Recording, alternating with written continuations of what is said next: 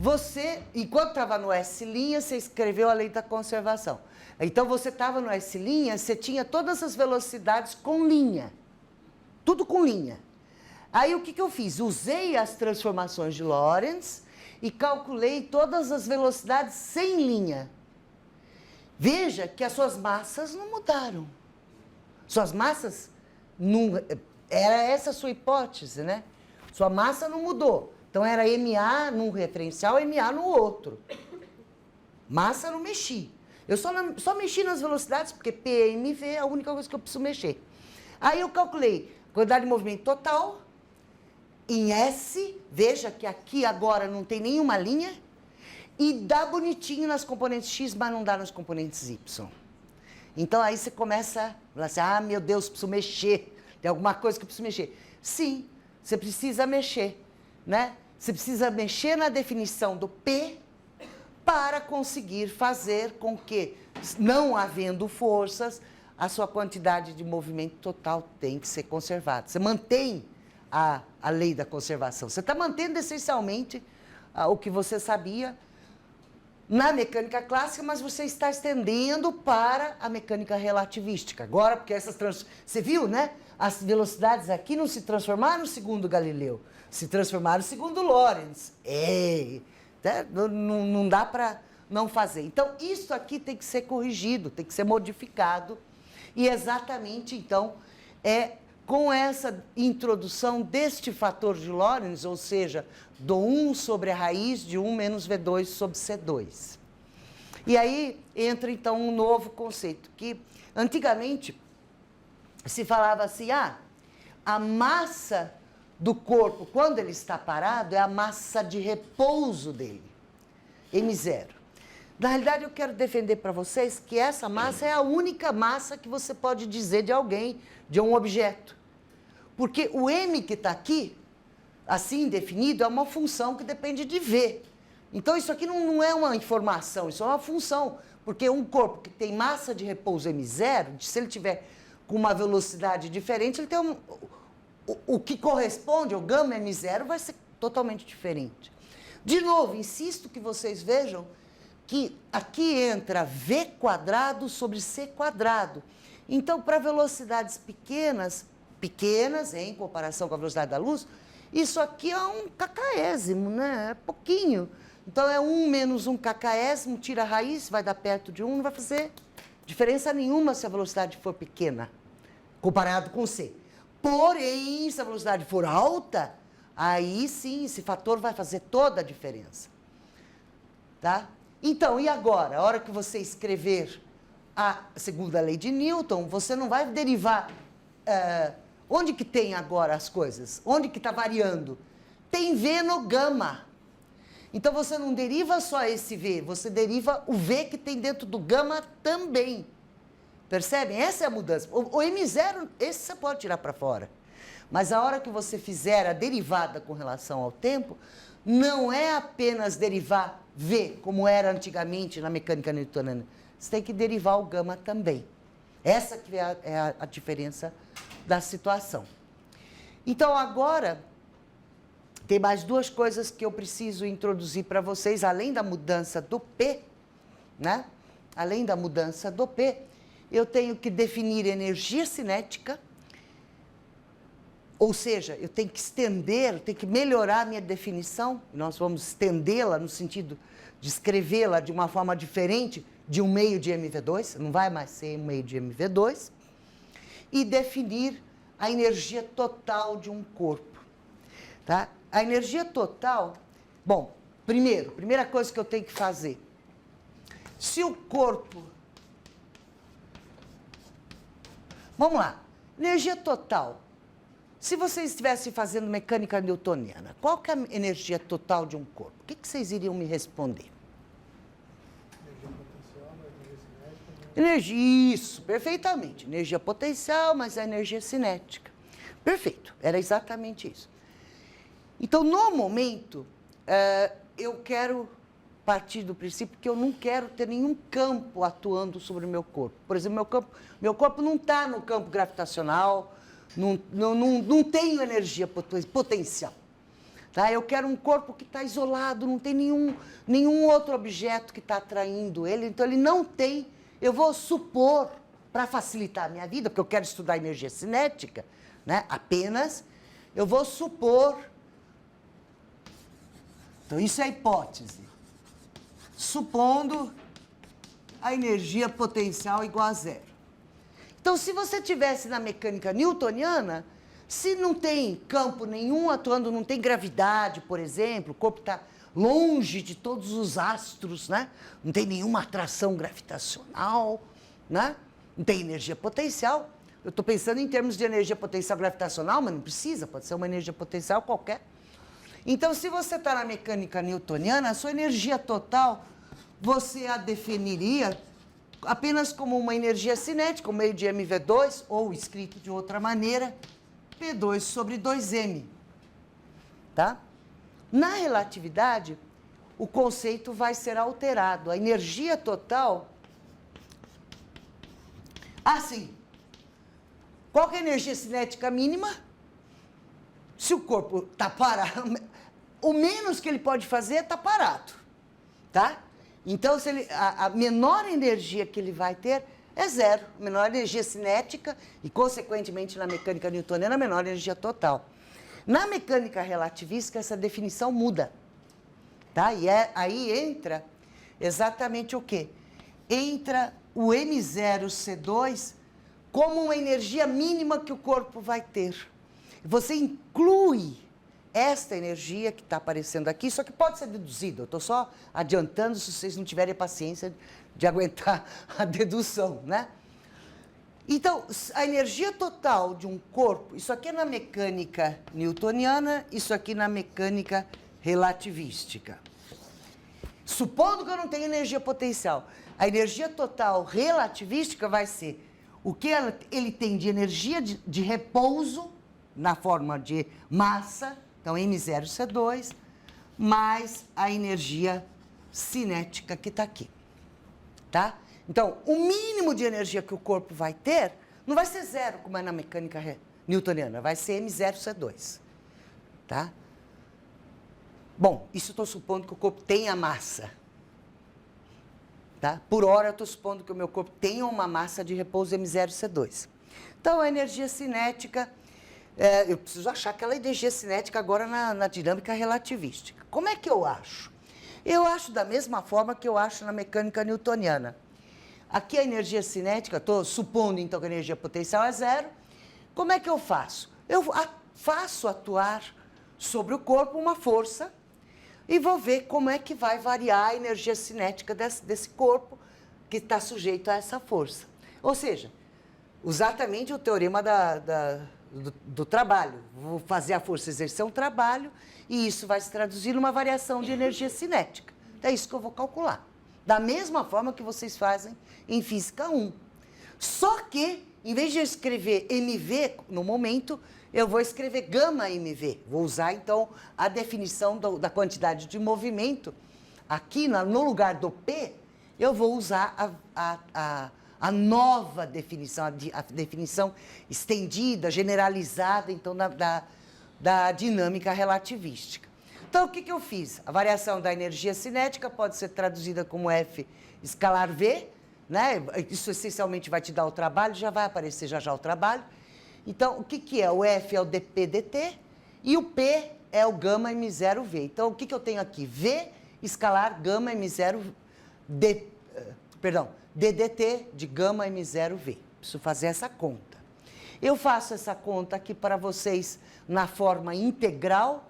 Eu tenho umas anotações, se vocês quiserem. Se vocês não gostarem de fazer na forma integral, dá para fazer na forma diferencial também, né? Então, está aqui a energia cinética adquirida, né, pela força deslocando o corpo de um dr, isso é o trabalho realizado pela força, para deslocar, então, o corpo da posição 0 até a posição R, e aí a conta subsequente é meramente uma integral. Né? Primeiro eu substituí a lei de Newton aqui, né? No lugar do F eu pus o dp dt com o novo P e vou calcular essa integral. Primeira coisa para calcular a integral é calcular a derivada que tem dentro da integral, e resolver essa integral por partes. É cálculo 1, né? Um pouquinho mais complicado. O x que aqui eu estou definindo, o x que está aqui é a variável definida naquele quadradinho verde. Então, aquela expressão v sobre c dividido por raiz quadrada de v1 menos v2 sobre c2. Então, essa é uma integral de uma função simples. Esse x que está aqui, por favor, me desculpem, esse x não é posição, tá? É meramente uma substituição de variáveis para fazer a integral, tá? Não tem nada de posição aqui. E calcular essa integral é muito simples e está calculada aqui. Então, com isso, eu chego na definição da energia cinética. E a minha energia cinética, ela é gama menos 1 m0c2. Então, veja, suponha que o corpo está parado, tá? Que é o mínimo que ela pode estar, o teu objeto com massa m0, não tem energia cinética nenhuma, está parado, V é 0. Se V é 0, gama é quanto? É 1. Então, gama é 1, aqui vai ficar 1 menos 1, a energia cinética é 0. Essa é a ideia, tá? Por isso que está escrito aqui, dessa forma. O gama M0 podia ser definido como M, do jeito que está lá. Então, essa energia cinética, olha que interessante, olha só, é que eu não consigo escrever na tela. Vamos lá. Olha, pega a última expressão e escreve isso aqui, ó. K igual MC2 menos M0C2, tá? Lembrem que o M é o que está escrito na lousa. M, sem o zerinho, não é a massa de repouso, é a massa, como função da velocidade, é M0 gama. Então, olha lá, passa isso para cá.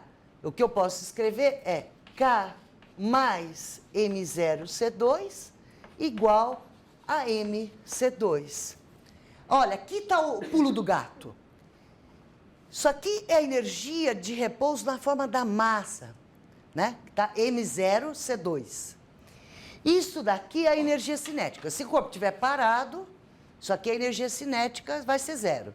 Se ele estiver em movimento, ele tem uma energia cinética, então a energia total dele vai ser o que ele tem na forma da energia cinética, mais o que ele tem na forma da massa. Então, isso aqui é a energia total do corpo.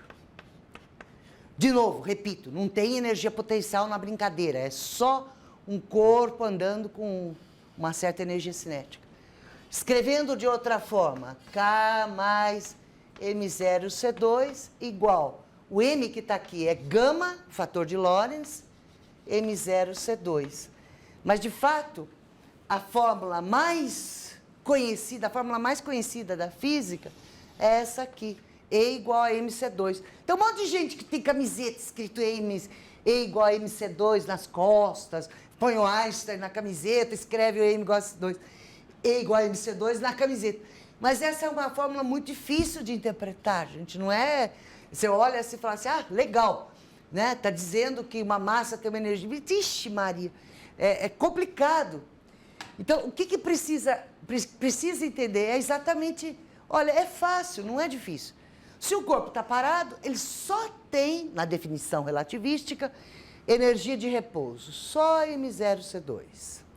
Se ele estiver em movimento, ele tem o M0C2 mais a energia cinética. Essa é a energia total dele, por definição. Tá aí, tá bonito, tá deduzido aqui para todo mundo ver. Então, aqui exatamente o que eu estava escrevendo aqui é a fórmula mais famosa da física, que nós chegamos, então, nela. Então, aqui eu tenho, então, anunciando para vocês, se vocês quiserem, se vocês não gostarem dessa dedução com a integral, eu faço, dá para fazer perfeitamente, em vez de integrar, fazer derivando. O resultado, a pizza que vai sair, o resultado do prato é exatamente com o mesmo sabor, tá? Não é nem melhor nem pior. Dá o mesmo resultado. Ou só a argumentação que é diferente. Então, por último, e agora, eu quero fazer a relação entre a energia total e o P. e a quantidade de movimento, tá? Isso, eu quero achar a extensão, como é que fica a fórmula agora relativística para a energia total. Aqui, em termos de mecânica newtoniana, a energia total era um meio de mv2, porque era só cinética, não incluía a energia de repouso. Só dependia, a relação era E com P2, tá? P2 sobre 2m. Por que na mecânica newtoniana não entrava o M0C2? Uai, tudo que acontecia tinha M0C2 antes, tinha M0C2 depois. Então não fazia diferença na sua definição. Você podia incluir ou não incluir. Não tinha fenômenos que eram estudados que envolviam nem mudanças de massa consideráveis para que aquilo lá fizesse diferença. Se está em baixas velocidades, lá não, era uma coisa que pegar uma igualdade, você somar 5 de cada lado, continua igual. Então, M0C2 não precisava ter incluído. Você pode fazer toda a mecânica newtoniana incluindo, mas não faz essa diferença.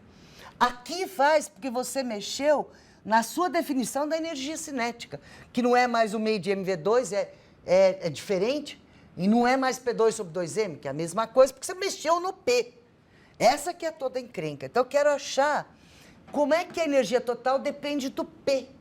E isso também é um pouquinho só de álgebra que eu tenho que fazer, né? Lembrando, então, a única coisa que você mexeu, gente, foi aquilo que eu falei para vocês no começo. A única coisa que você mexeu era aqui. Tá? Então, quem guardou isso aqui, é só isso que eu preciso mexer. Eu pego na definição da quantidade de movimento, né? Onde está escrito MV, vai ser, então, o M vai ser M0 vezes o gama, tá? Então, ponho lá. Aí, bom, primeiro, MV, eu multipliquei em cima e embaixo por C2, tirei o V em função de P e coloco na expressão da energia total. Mas eu coloco na expressão, tá vendo? E igual a MC2. Eu pus E quadrado, só para eu sei o que tem que dar, por isso que eu estou fazendo a conta dar certo. Quadrei o MC2, deu M2C4. No lugar do M, eu pus o fator de Lorentz, M0 ao quadrado. Escrevo o fator de Lorentz. No lugar do que está escrito V2, eu ponho este trem ao quadrado. E com essa expressão, é só isolar o valor de E2 e obter esta expressão. Então, vejam, a relação entre o E e o P é diferente da física clássica. Na física clássica, é E elevado a 1, né, a potência 1, que depende de P2. E aqui é E2 dependendo de P2. Então, uma relação diferente. Essa relação da energia total com a massa de repouso do objeto ao quadrado, a energia total ao quadrado é igual a massa de repouso ao quadrado mais P2C2. Então, a quantidade de movimento relativística definida do jeito certinho, gama M0V, né? Então, essa é a terceira expressão que faltava aqui. Essas duas são relativísticas. Essa aqui, coitadinhos de vocês, ela foi, então, melhorada, ela foi estendida, né? E a energia total relativística de um corpo vai ser a energia de repouso ao quadrado mais P2C2.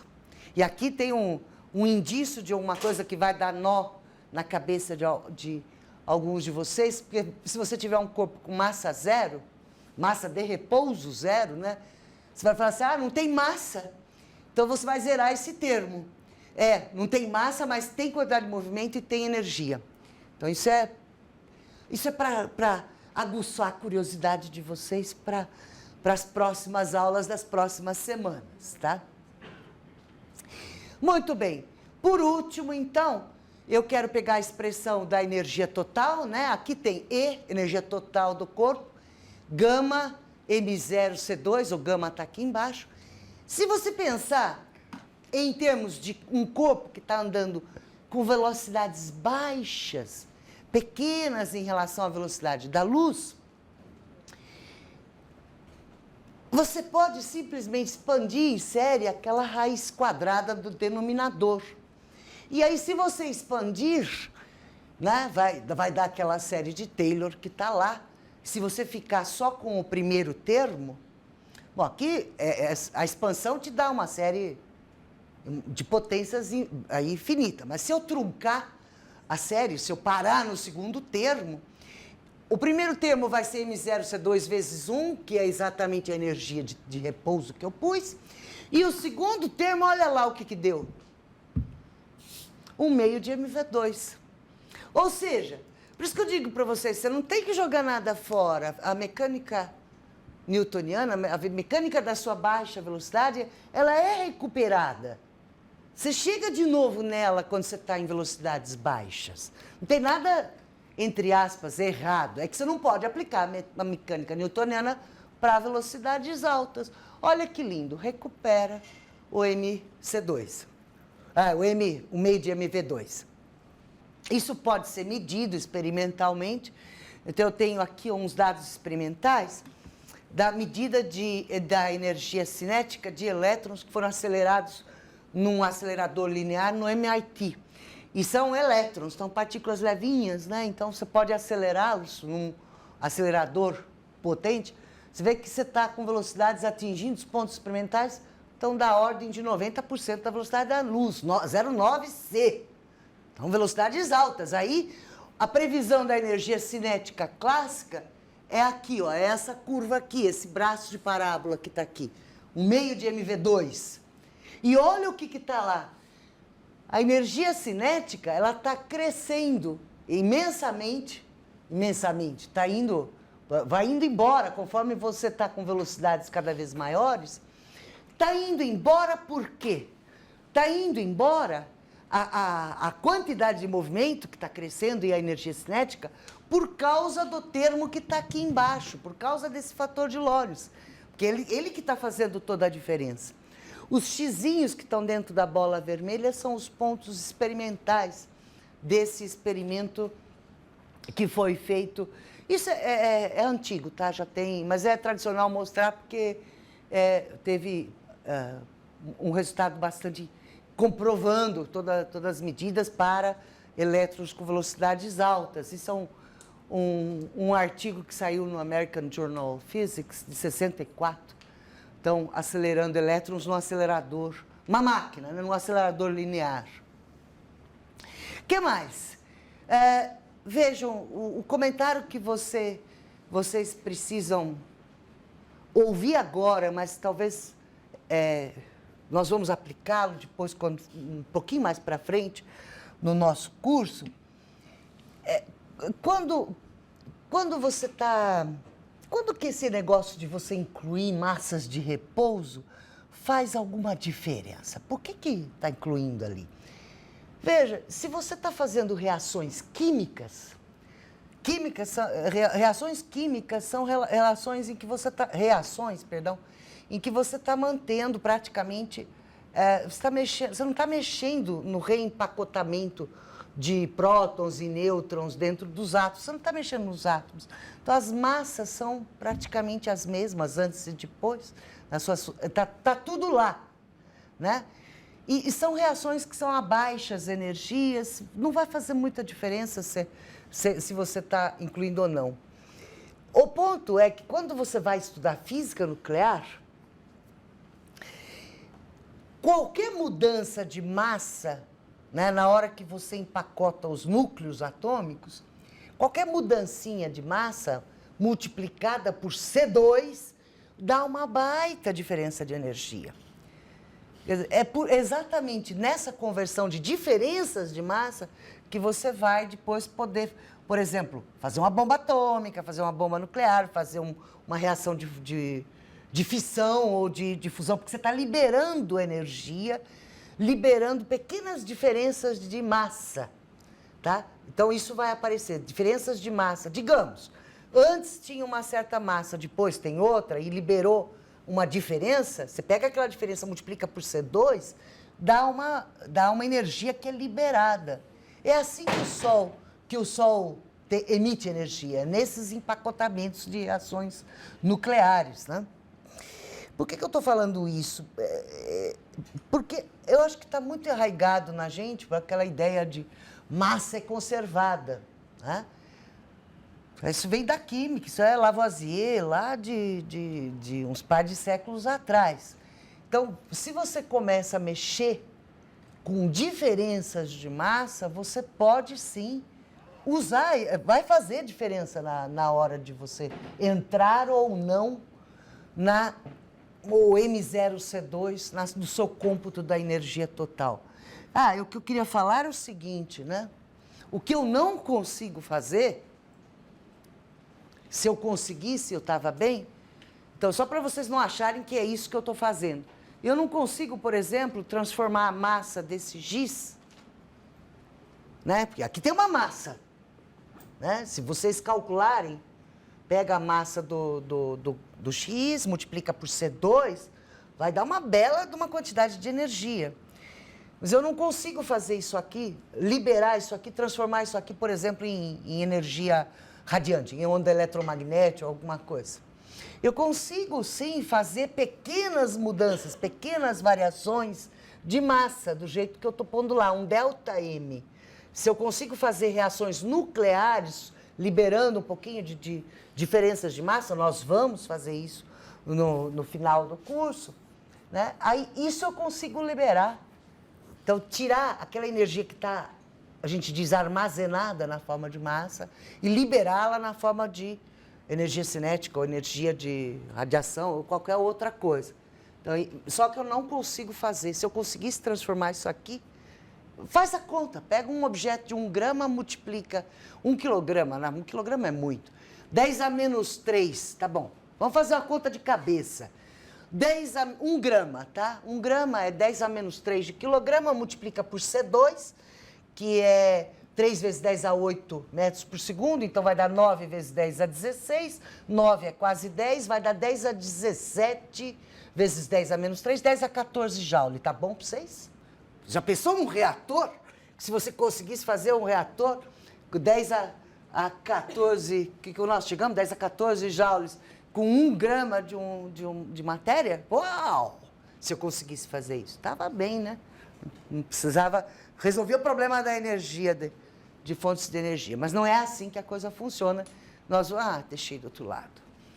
Não é assim que nós vamos liberar a energia.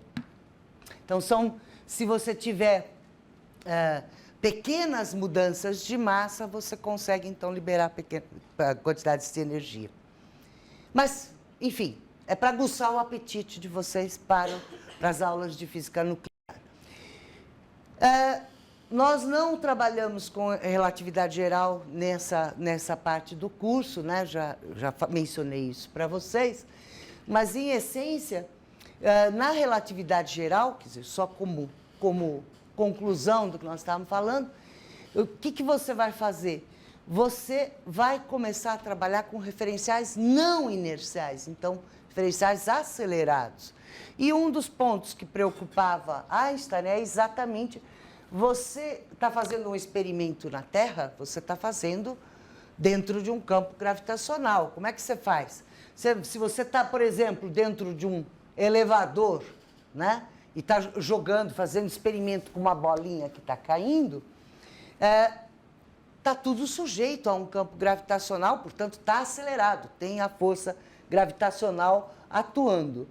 Então, o que o Einstein fez é achar uma equivalência, achar uma maneira de formular uma equivalência entre a presença do campo gravitacional e uma aceleração do referencial. Então, ele diz assim: a presença de um campo gravitacional pode ser considerada, dentro da visão dele, dentro do modelo dele, equivalente a você ter o seu elevador que está aqui no campo gravitacional, seu elevador, dentro do qual está o homem fazendo o experimento, acelerado na direção contrária à do campo gravitacional. Então, o experimento feito pelo cara dentro de um elevador no campo gravitacional ou dentro de um elevador fechado, acelerado na direção contrária, os dois experimentos resultariam equivalentes. Então, é uma coisa que é um pouco mais complicada, exatamente porque você vai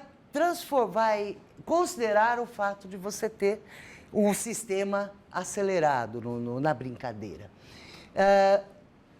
Uma outra coisa, então, na geometrização do seu espaço, a presença do campo gravitacional pode ser traduzida como uma deformação do espaço quadridimensional, do espaço x, y, z e t.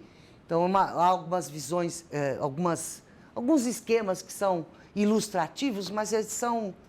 A tendência é tornar, talvez, enganosamente fácil a relatividade geral, né? Mas, de qualquer maneira, é só para aguçar o apetite de vocês para curiosidade mais para frente.